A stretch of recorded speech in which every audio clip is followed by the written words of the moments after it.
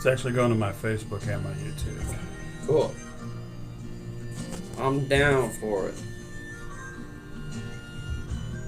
Just a little bit. Got you right there. See, this is the camera right there. Oh, cool. Yeah, I forgot you had this whole setup, and you had this at your house when we were there that one time. Yeah. So I got you and Garrison with that. Yeah. So cool, man. So how you been? How's everything been going? It's been good. Yeah. This is my first tour back since everything shut down. So, Yeah. been producing a lot, producing, writing. Now getting back out.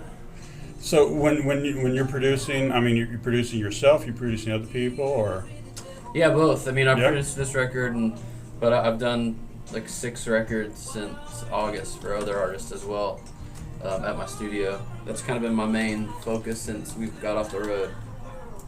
I may reach out to you to talk to my class. Hey, give me a shout. I mean, that'd be interesting, because we could do it.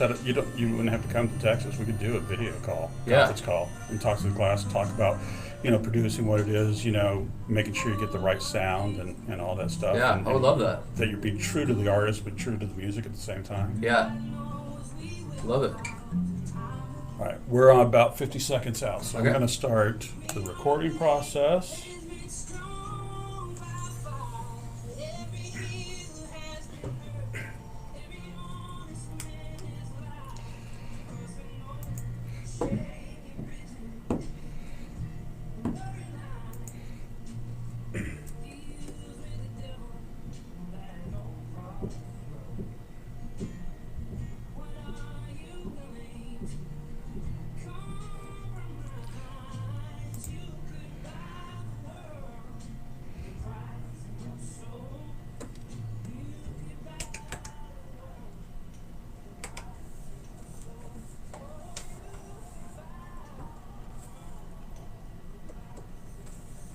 Sean McConnell with Shaky Bridges. And of course, Sean happens to be live in studio with us this morning.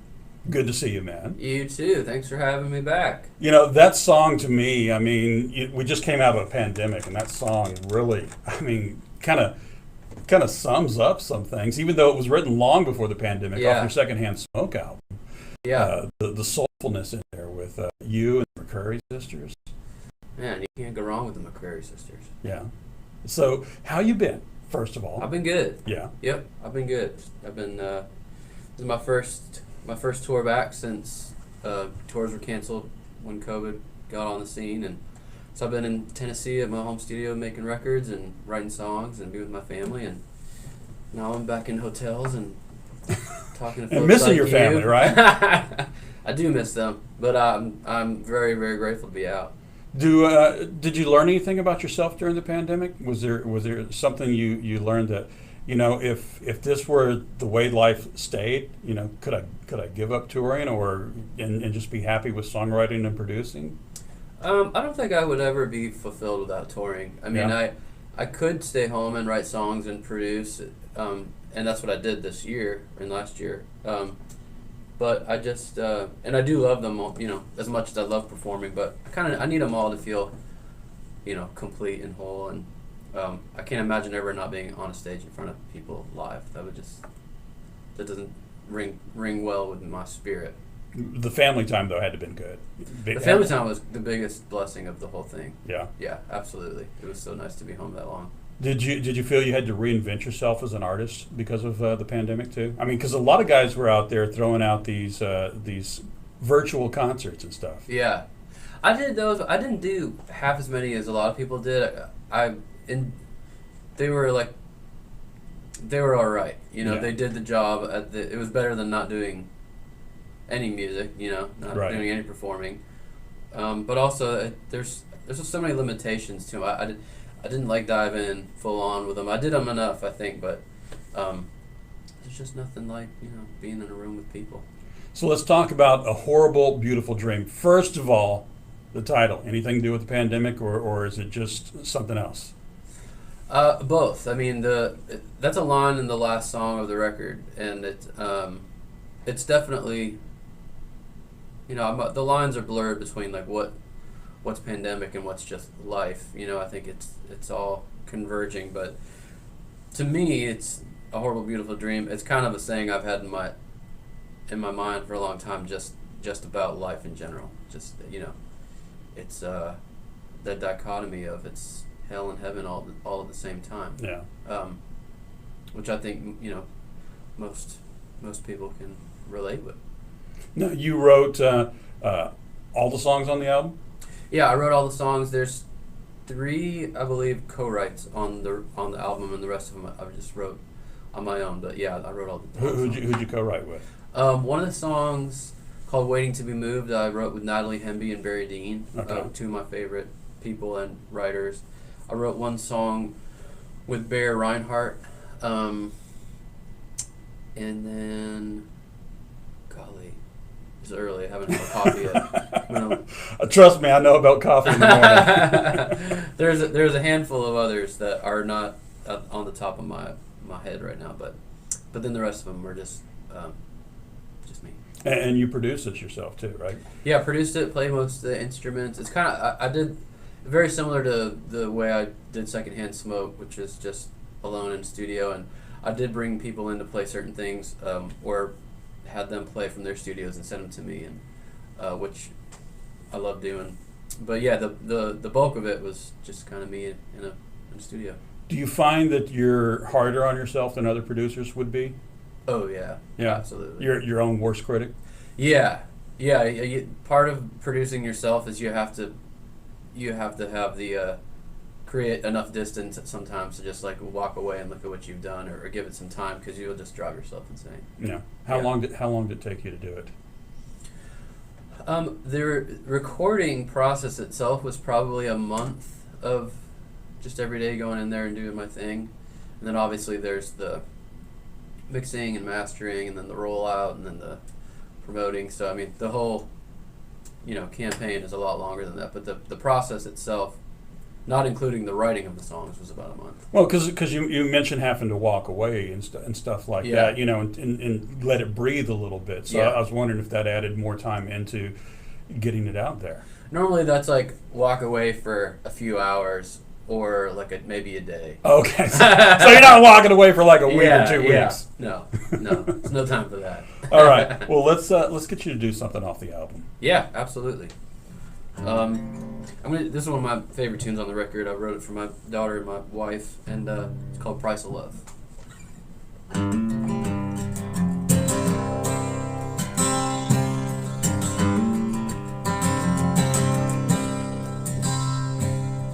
Driving with the day one blues, just outside of Baton Rouge, crying so hard I couldn't see, wishing my baby were next to me. I said, Mama, why's it hurt so bad? Worst damn pain I ever had. Why does it feel the way it does? She said, baby, that's just the price of love. Nothing good comes for free, honey. You gotta pay your dues. When you got everything, you got everything to lose. Some people never find it. Thank the Lord above that you got a heart falling apart. That's just the price of love.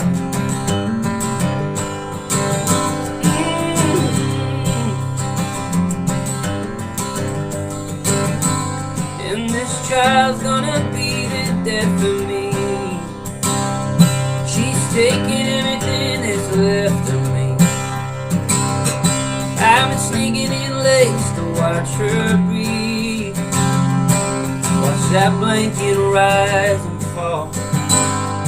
But she laughed and said there's nothing new. When you were that age, honey, I did too. Held in my own way, I still do. You're my baby after all. Nothing good comes for free, honey. You gotta pay your dues.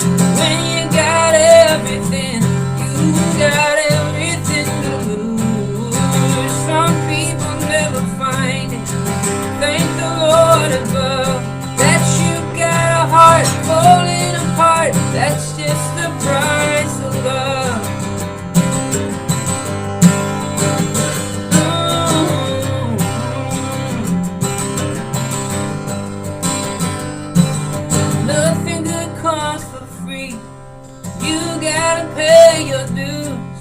When you got everything, you got everything to lose. Some people never find it.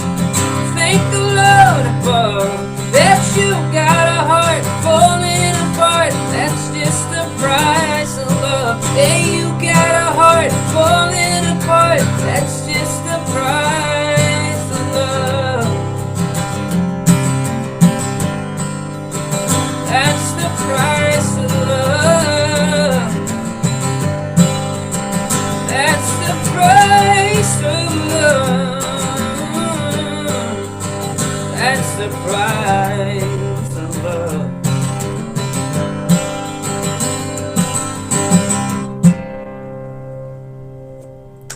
Beautiful song, man. Beautiful song. Thank you. Sean McConnell, the new album is called A Horrible Dream. This is your 14th studio album, full-length album. Yes, I believe so. Yeah. Wow. That's a lot in a young career, man. I've been busy. You've been busy. So let's get into a couple fun questions, okay? Okay. If years from now somebody came up with a Sean McConnell sandwich, A Sean McConnell sandwich. the all right. Sean McConnell, what's Yeah. on the Sean McConnell? You're going to be sorely disappointed, Really? probably. It's probably going to be. Well, you know what? I'm gonna make it a breakfast sandwich. Okay, that could be. It's a sandwich. It could be any kind of sandwich. Okay, Man. I'm gonna make it a breakfast sandwich. I'm gonna go with some Ezekiel bread. That's what Okay. we're gonna base it on. I like Ezekiel bread. Okay, and then we're gonna smush up some avocados and spread it all over the bread, like a full avocado, a lot of avocado. Okay. And then we're gonna fry 2 eggs, 2 eggs. put them on there, Yeah. and then maybe a tomato on there. Okay. And then, if I decide I'm eating cheese that day, I might put a little cheddar on the top of that. Yeah. And just squish it and, cut it diagonally, of course. Yeah. And maybe put some sriracha on the side there. No sausage, no bacon. No, I don't eat a lot of meat. Oh, okay. Yeah. Okay. Well, that's why I'm that's saying the Sean McConnell. You might yeah. be sorely disappointed. Might but be If it's disappointed. my sandwich, It's your sandwich. Hey, maybe you can put the Impossible sausage on there. I would absolutely put the Impossible sausage on There you there. go. Put Impossible you know sausage what's on. going on. See, I've had the Impossible stuff. I understand how that stuff Yeah, works. it's good. I like it. All right, so you're lost and you're on a deserted island, Okay. and you only have one album with you. Ooh, What is the one album with you? I know mine. What's yours? that is cruel. That is a cruel question. You're only allowed one album. Ooh, dang. Man, I'm tempted to choose my new favorite record, but it's too soon to tell if that's the one I would take with me. Right. Because you're going to have to listen to this until you get rescued. Yeah. It's the only album you've got. Oh, man. My brain is shorting right now. It would probably be... Oh, my gosh. It would probably have to be some early Dave Wilcox record for me. Why Dave Wilcox? He's just growing up, he's kind of how I learned to write songs, and he's a hero of mine. And sometimes, if I only have one record to listen to for God knows how long, I want something that's going to be comforting and inspirational and feeds my soul, and that would be probably How Did You Find Me Here by David Wilcox. All right, I'll tell you mine. Okay. The White Album. White Album. To me, it's the most perfect album ever produced. Man, that's a great one. Yeah. That's a great one. Have you heard the new Killers record? Yes. Oh my yeah. Yeah. The I was Killers. tempted to say that. I'm on a holy mission from God to tell everyone about this record. It's dark though, man. It's is dark, so but dark. it's unreal. It's completely different. If you know the Killers only from Mr. Brightside, Yeah. you're going to be shocked by this album. Absolutely shocked. It might be a perfect record, man. There was not one bad song. Yeah. Production's amazing. My mind was blown open. It was crazy. You know who it reminds me a little bit of? Some of the musicality in it reminds me of the Dream Academy. The Dream Academy. From back in the late '80s, early '90s, the Dream Academy. They were an alternative band. I need to look this up. I don't know the Dream Academy. Yeah, so check that out. Okay. I'll just we're off of our kind of music for just a second. Yeah, We're getting back to our kind of music. So the pandemic is over. You're getting out on tour. What's the best thing about being out on tour again? Playing in front of real human beings is really nice. And also just kind of getting out, you know. I think mentally staying in one place, especially when you're used to touring, is Yeah. you gotta do some major Zen work to, you know, keep your wits about you. So it feels good. It's kind of stressful traveling now. It's a different world that Right. we're back in. So, but still, I'm grateful to be kind of on the move and, you know, meeting new people and going from town to town. I do love that part of the job. Yeah, and there's an energy that you get from a live crowd that you can't get from that online crowd doing those online shows. Yeah, it's totally different. And then you're worried about, like, oh, is the signal weak? Did it crap out? You know, it's like, can they hear me well? Did they only get half the song Yeah. because their internet died or something? There was a glitch. Totally. Yeah, there's so many things that stand in between you and, like, the experience. You probably got more gray hairs from those than you do from going out on live shows. Oh, yeah, easily. Sean McConnell, man, good to see you, man. Me too. We were talking. It's been pre-pandemic since we've even talked to each other, so it's been a while. Yeah, that's nuts. It feels like it was. Yeah, Yeah. that's crazy. All right, man. The new album is called A Horrible Beautiful Dream. It's out right now. Folks can get it wherever they get music. We're going to do one of the new singles off of that. This is What the Hell Is Wrong With Me. Set this song up for me. There's a line in the song that kind of sums it all up, which is, I've heard some people just wake up and feel like they're okay. What the hell is wrong with me? So if you relate with that and you feel like it's a struggle sometimes just to wake up and operate your day, then this is your tune. Yeah, it's a struggle at 2:30. I'll tell you that. Every morning. Sean McConnell, always a pleasure, my friend. You too. Thank you so much. Well, thanks, dude. That was easy, man. Easy peasy.